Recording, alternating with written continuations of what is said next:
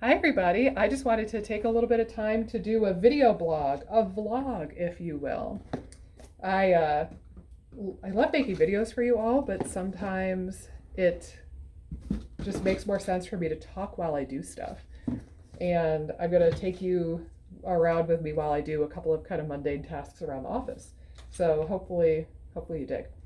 Anyhow, I wanted to answer a question that I've seen a couple of times on my channel, and I've answered briefly every time it's come up, but I wanted to do a dedicated video for that. And the question is, do I personally have a history of SIBO or IBS, or both, or am I just like a doctor who treats it all the time? And the answer is, it's complicated. So the purpose of this is not to give you like my entire life story, but I'll tell you enough, or what I feel like is enough. Looking back, I've had gut trouble my whole life, but either because it was not severe enough or because I was laid back or oblivious enough. It wasn't super high on my radar up until probably grad school. I know as a kid, I gravitated toward and was chronically constipated. I look back now and I think that really had a lot to do with dairy. I think I've been intolerant to dairy for a lot of years.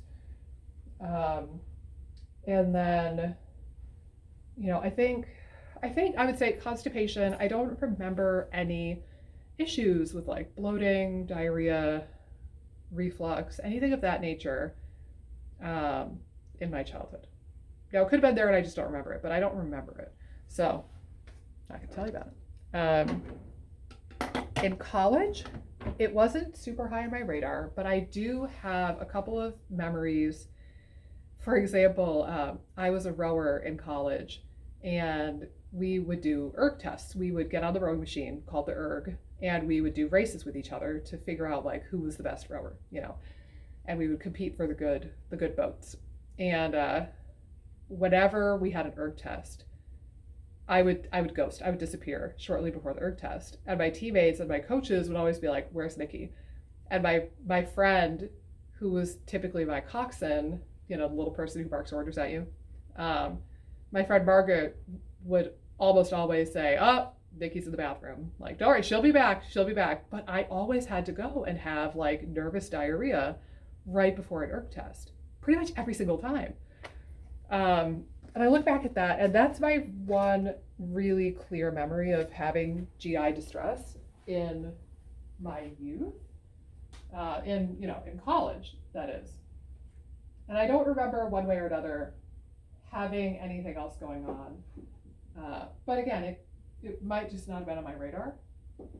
Then I started going to functional medicine seminars and classes when I was in grad school. So fast forward, I'm in my mid-20s. And when I'm in grad school, I was going to all these classes, and I was learning, as I joke, I was learning about the evils of gluten and what all can be done. And I'm learning about celiac disease. I'm learning about autoimmunity and leaky gut. And I'm like working on my gut. I'm working on myself. And I went through this period of my life where I was doing elimination diets, and I was doing, I did paleo before it was cool. I did kind of AIP before it was called AIP. It was just called the Repairvite diet back when, and it was modeled after the Apex Energetics product Repairvite, and that was like the recommended diet template. But it was AIP before it was called AIP. I'm gonna leave you there, and I'm gonna keep unpacking a little bit. So I was doing all of these restricted diets, and I remember then, that is when I was becoming more aware that I did have gut problems. And you guys by now have all seen my video about the SIBO mistakes about stress and how I lived with a crazy roommate, and that was very, very stressful for a while. And there was a period of time where she didn't talk to me, and she was like stomping all around the apartment like a lunatic. And that really freaked out my nervous system.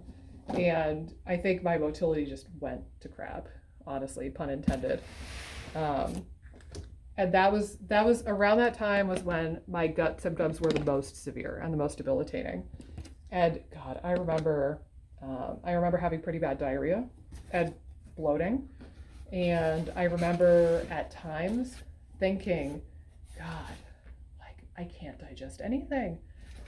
I could drink water and get bloated. What gives?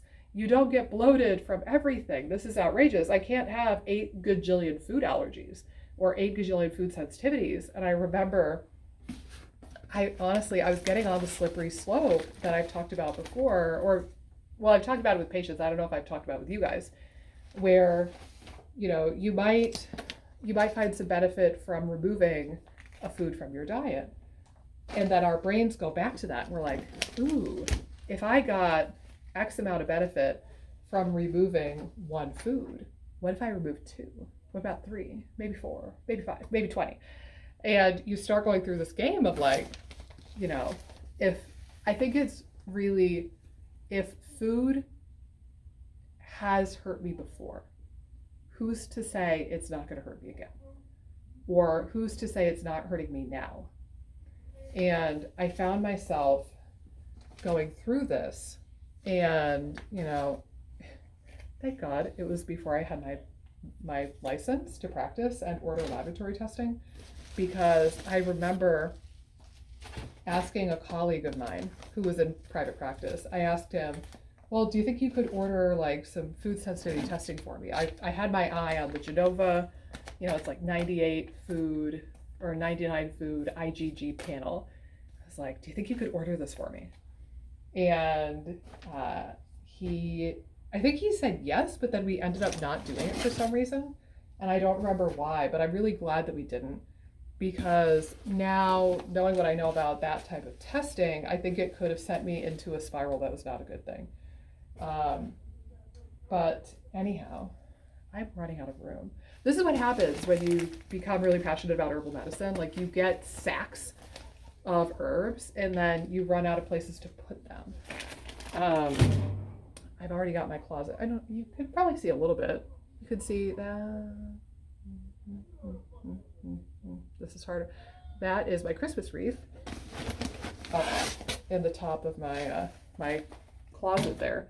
But I'm seriously gonna not have enough places to put all this stuff, all my lovely herbs. Back to talking about my story. You can see why I don't want to do this for videos that actually matter. Like, this is just me talking about my story. So I feel like I have permission to bore you just a little bit and be a little bit scatterbrained while I put away stuff. So anyhow, I remember asking him to run that additional testing on me, and I was really trying to hunt and figure out, you know, like, what other foods are hurting me? What else is wrong with me? And it was kind of exhausting. Like I said, I remember bloating from everything. I remember, you know, white rice. And I thought, who on planet Earth gets bloated from white rice? It's like the most hypoallergenic food on planet Earth.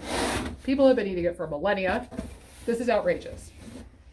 And, you know, there was a lot of points where either my boyfriend at the time, now husband, or my roommate, the good roommate, not the crazy one, you know, there was various points where I would just give them stuff and they would be like, why are you giving me this chocolate? Or why are you giving me this, you know, protein bar or granola bar or this food item? And I would just tell them, like, diarrhea. And that was all the explanation I had to give them, because they both knew that my gut was that bad. And if something was deemed to tick it off, just be like, it's yours. I can't have it. So this continued. The worst of it was probably a span of about 2 years, maybe even 3. And I was getting into this frustrating place of, I'm working so hard and I'm still suffering so much. And I remember, like, my in-laws, they're very normal. I, like, bless their hearts, love them. They're normal. They like pizza and soda and chicken wings, and like they eat normal food. And we would go home to Buffalo, New York, and visit family, and they would be eating their pizza, and I would be eating my whatever, broccoli and lettuce and salmon or something. And I don't know if this is like a trauma memory or if it's a genuine memory. Because I think trauma memories are a real thing. I think that we like make some stuff up in our heads because of trauma. Um, so I don't know if this is a real memory, but I seem to have this memory of my father-in-law commenting, not in like a bad way, but commenting that, your gut is still so bad, and you're trying so hard. Why don't you just go back to eating the food you like? Why don't you just eat the pizza? Why don't you just eat the whatever? If you're going to be bloated and have diarrhea and be miserable anyway, then why not just enjoy your food? And it was really tough, especially because I was studying to become a healer. I was in my doctorate program and I was working toward becoming a licensed healthcare provider and a chiropractor. And we value like health. We value, doing things naturally. And like, it was tough. It was tough because I felt like if I can't heal myself, what business do I have helping other people heal? So anyway, so the worst of it went on for probably a span of about 2 years, maybe a little bit more. It's fuzzy in my head, where I was trying really hard and I was restricting my diet, and my diet would expand and contract. Like I would have periods where I would be super strict on the repair bite protocol, and I would be taking leaky gut healers out the wazoo, just left and right. I was taking leaky gut healer supplements, and then I would kind of just get sick of it. Like, okay, my gut is better, my gut is healed, so I can lay off the supplements or I could introduce more foods, and it never went well. And I was getting to these points where I would be stuck on the repair bite world. Like, I would be stuck needing to sustain myself on this leaky gut repair product, repair bite. I was stuck eating a more restrictive diet, and I would just go through these phases of like being really strict and healing stuff and then saying, screw it. And now when I said screw it, I was never eating gluten, I was never eating dairy or sesame because those are my three big triggers. But otherwise, I'd just be like, whatever. And I noticed the most healing for sure when I moved out of the stressful living situation. Like that was a huge difference, night and day. But I wasn't totally better. It wasn't until, so when I was in grad school, my husband, then boyfriend, lived in Arizona and I lived in California. So we were doing a long distance relationship thing for 3.5, 4 years, while both of us were in grad school. And that just was stressful all by itself because I missed him and I wanted to be with him. So for me, moving out of the stressful living situation with one roommate and just my other roommate and I moving out on our own, that was tremendously healing. And I think it let my nervous system and my motility go, oh my God, we're safe, we can digest, we can do things. Okay, we're better. And then really more of my healing came when I moved to Arizona, and that mitigated that stress of being away from my love. And also, I finally at that point got to a point where I was like, enough. I can't, it was probably a bit of ego of like, I'm so smart, I can figure it out. And I still get a little bit of that, honestly. But I looked at myself and I was like, I can't keep doing this. I need to figure stuff out. So I went to a colleague who did functional medicine in Arizona who I knew, and I asked him to order some testing for me. And that really like jump-started things for me. So I figured out, I have leaky gut, but I also have yeast overgrowth. I forget, something parasitic. It might have been blasto. I'm not really remembering it though. Something parasitic, some sort of yeast overgrowth, and some sort of like bacterial overgrowth. And I wish I still had a copy of that stool test, but it turned my attention towards antimicrobials in a way that I hadn't paid as much attention up until that point. And looking back at my life of how much antibiotic, like prescription medication I had in my life, I'm not at all surprised I had yeast overgrowth, and I'm not at all surprised that I had dysbiosis. And when I say I had a lot of antibiotics, I should preface this by saying if there was a competition, I could probably win it amongst a lot of people on planet Earth. I was a product of the 80s and 90s, and I had a lot of ear infections and sinus infections. But my crowning achievement in this department was when I was 14, I had a very bad case of Lyme disease. And they actually did high dose antibiotics in a PICC line. And I had the PICC line in my arm for, I think it was 6 weeks when I was a teenager. So I not only had more than 5 lifetimes worth of oral antibiotics in my lifetime, but I just nuked whatever was in me for about 6 weeks to get the Lyme disease and make sure that was fully gone. But anyway, looking back at that, I was not surprised I had dysbiosis or yeast overgrowth, but that stool testing really turned my direction toward, hey, I need to kill some stuff in addition to working on the stress, working on the leaky gut, working on the food, and doing everything all together. So looking back, at bare minimum, I had dysbiosis in the colon. For sure, because we know what I pooped out the other end. But looking back at all of my symptoms and how I was bloated all the time. I had a lady ask me if I was pregnant at a seminar once, and I almost died. And just look at that, like the pregnant SIBO belly and bloating immediately after meals. And, I wasn't aware of the low FODMAP diet at that point. Or if I was, it wasn't high on my radar, I guess.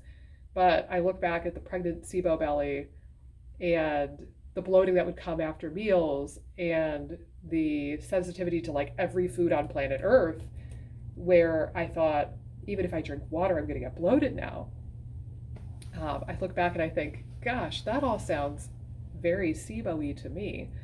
So to wrap up a longer video than I intended, I believe I had SIBO. I had a lot of the symptoms of SIBO. Absolute bare minimum. I know I had irritable bowel syndrome. I would have met the diagnostic criteria for that for sure. I know I had leaky gut, and I know I had colonic dysbiosis. And those 3 were diagnosed. And I know I have the celiac antibody, so I most likely have a celiac, and I just never pursued with the endoscopy because why? I didn't feel the need for that data collection personally in my life. So I at least have had those. I think looking back, I probably had SIBO and I just didn't know it was a thing. I didn't learn about SIBO until just a little bit after I graduated, I think. So I probably didn't learn that SIBO existed until 2012, 2013, probably 2013, honestly. Yeah. So that's my story. I can do another video blog one of these days about the current status of my gut. It's not perfect. Again, like I just told you, I nuked everything in my gut when I was 14 when I had that Lyme disease. Let me know if you're at all interested in that story, and maybe I can do that. But in the meantime, now I have to find space to put all of my herbs and all of my stuff that I just unpacked, and that's going to take a little bit more brain power than I can currently dedicate if I'm doing a video blog. So to that end, over and out. I hope, somebody was interested in hearing my story, and if not, I will make a mental note to not do video blogging again. But it seemed like an efficient use of my time. So I'll talk to you guys.